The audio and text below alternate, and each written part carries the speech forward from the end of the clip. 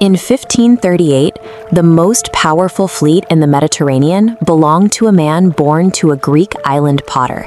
He possessed no title and no family name, yet he commanded the entire Ottoman Navy, over 120 warships and tens of thousands of fighters sworn to follow him into waters no one else dared contest. The Holy League of Europe assembled the largest naval coalition in a century to destroy him. They failed. The Holy Roman Emperor Charles V launched a full crusade to end his control of the sea. He failed too. His name was Hayreddin Barbarossa. He began his career with a single vessel and a brother willing to die. He ended it with the kings of Europe paying him tribute. His rise was the result of a specific calculation. He looked at the map of the 16th century, identified exactly what the most powerful players lacked, and methodically built the one thing they couldn't afford to ignore. To understand how he built that power, you have to look at the island of Lesbos. Born around 1478, Hayreddin followed his older brother Arouj to sea.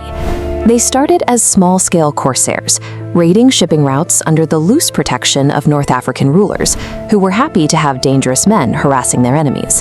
Arouj moved to transition from a raider to a territorial ruler. He seized Algiers, a strategic port city sitting at the crossroads of Mediterranean trade routes. But holding a city requires more than a crew. It requires a state. In 1518, Spain attacked to reclaim their sphere of influence. In a battle near Tlemcen, Arouj was killed, leaving Hayreddin isolated in Algiers with a fleet too weak to fight the Spanish Empire alone. This was the fatal limitation of independent piracy. Every corsair who had tried to hold North African territory alone had eventually been destroyed. Without the resources of a global empire, a raider was just a target. Facing total collapse, Hayreddin made a decision his brother never could. He sent a message to Istanbul, offering to surrender Algiers to the Ottoman Sultan in exchange for military support. This map shows the Ottoman Empire's reach in the east, but they had no secure foothold in the western Mediterranean. Barbarossa offered them exactly what they lacked: a fortified, operational harbor already garrisoned by experienced sailors. The Sultan agreed.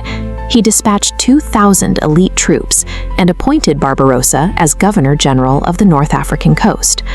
Barbarossa traded the freedom of a local pirate for the backing of a superpower. In doing so, he made himself unassailable.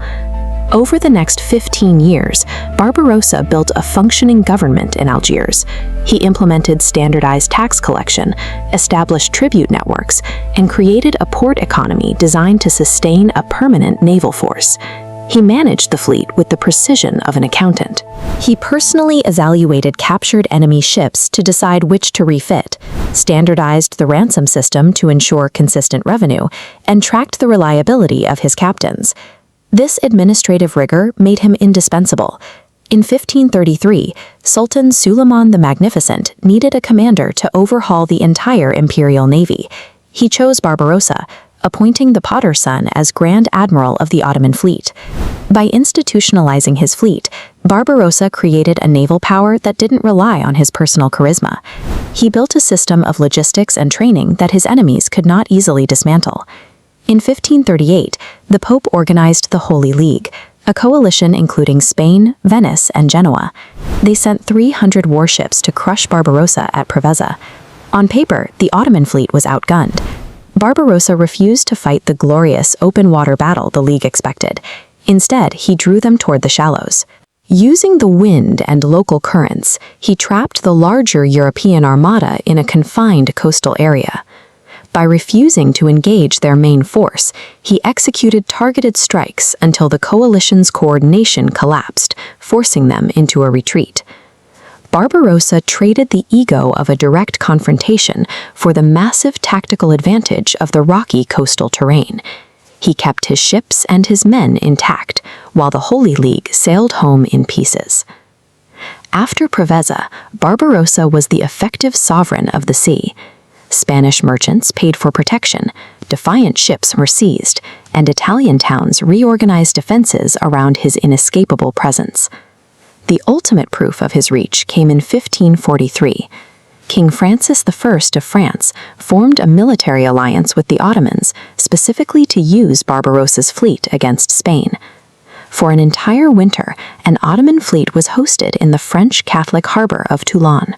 This alliance showed that Barbarossa's naval presence was no longer a religious or criminal nuisance. It was a geopolitical fact. Even a Catholic king had to calculate with him as a given, prioritizing the security of his ports over the religious identity of his partners.